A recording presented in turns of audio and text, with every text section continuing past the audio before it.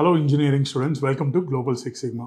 మీరు mechanical engineering, computer engineering ఏ రకమైన ఇంజనీరింగ్ చదివారు, జర్మనీలో ఉచితంగా చదవాలనుకుంటున్నారు, top notch scores or percentage మీది చాలా ఉంటే పబ్లిక్ యూనివర్సిటీ జర్మనీలో మీరు అప్లై చేసుకోవచ్చు. జర్మనీలో ఏంటంటే మీరు ఒక కంప్యూటర్ ఇంజనీరింగ్ చదివినా, మెకానికల్ ఇంజనీర్ అక్కడ చదివినా వాళ్ళే ప్లేస్మెంట్ ఇస్తారు మీకు.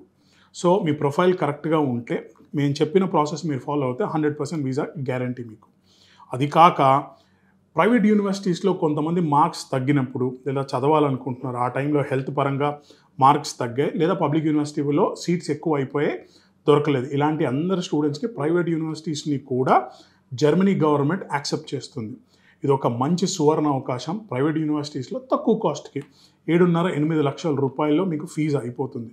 సో మీరు అక్కడ చదివినప్పుడు 1.5 year కోర్స్ ఉంటుంది, ఒక 1.5 year to 2 years PhD వస్తుంది, 5 yearsలో మీకు PR కూడా వస్తుంది. ఒకవేళ మీరు రేపు పొద్దున పెళ్లి చేసుకోవాలి, మీ పార్ట్నర్ అక్కడికి రావాలంటే జర్మనీలో యాక్సెప్ట్ కూడా అవుతుంది.